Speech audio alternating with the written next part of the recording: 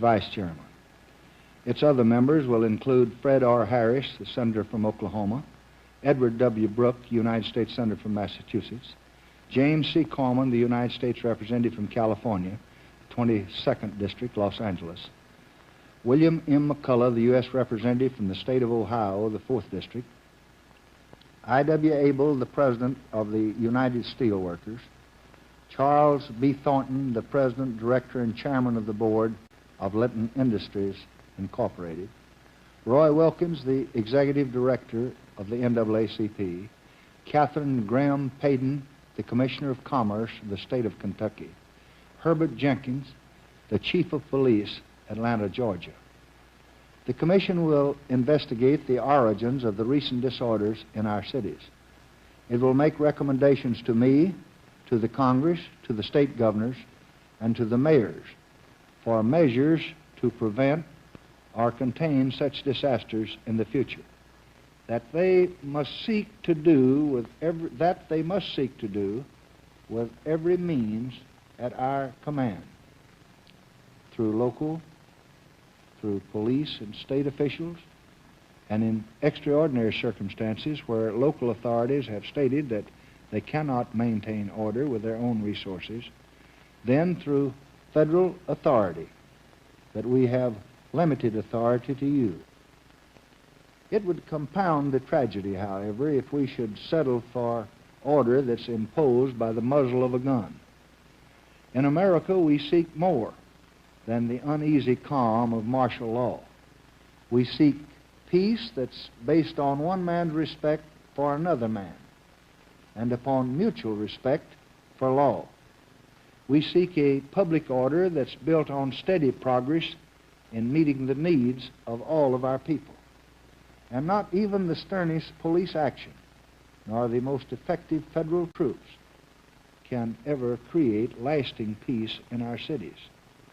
The only genuine, long-range solution for what has happened lies in an attack mounted at every level upon the conditions that breed despair and breed violence. All of us, I think, know what those conditions are. Ignorance, discrimination, slums, poverty, disease, not enough jobs. And we should attack these conditions not because we are frightened by conflict, but because we are fired by conscience. We should attack them because there's simply no other way to achieve a decent and orderly society in America. In the past 3.5 years, we have directed the greatest governmental effort in all of our American history at these ancient enemies. The roll call of those laws reveals the depth of our American concern. The Model Cities Act, the Voters' Right Act, the Civil Rights Act, the Rent Supplement Act, Medicare and Medicaid, the 24 educational bills, Head Start, the Job Corps, the Neighborhood Youth Corps, the Teachers Corps, Manpower Development and Training, and many, many more acts too numerous to mention on television tonight. And there are some tonight who feel that we cannot afford a Model Cities program. And they reduced my request for funds this year by 2/3. And there's some who feel that we cannot afford additional good teachers for the children of poverty in urban areas, or new efforts to house those that are most in need of housing, or to aid in education to those who need to read and write. Theirs is a strange system of bookkeeping. I believe that we should be counting the assets that these measures can bring to America. Cities richer in opportunity, cities more full of promise, cities of order and progress and happiness. Instead, some are counting the seeds of bitterness. This is not a time for angry reaction, but I think it is a time for action, starting with legislative action to improve the life in our cities. The strength and the promise of the law are the surest remedies for tragedy in the streets. But laws are only one answer. Another answer lies in the way that our people respond to these disturbances. There is a danger that the worst toll of this tragedy will be counted in the hearts of Americans, in hatred, in insecurity, in fear, in heated words which will not end the conflict, but will rather prolong it. So let us acknowledge the tragedy, but let us not exaggerate it. Let's look about tonight. Let's look at ourselves, and I think we'll see these things. Most Americans, Negro and white, are leading decent, responsible, and productive lives. Most Americans, Negro and white, seek safety in their neighborhoods and harmony with their neighbors. Nothing can destroy goodwill more than a period of needless strife and suspicion between the races. Let us condemn the violent few, but let us remember that it is law-abiding Negro families who have really suffered most at the hands of the rioters. It is responsible Negro citizens who hope most fervently and need most urgently to share in America's growth and in America's prosperity. And this is no time to turn away from that goal. To reach it will require more than laws and much more than dollars. It will take renewed dedication and better understanding in the heart of every citizen.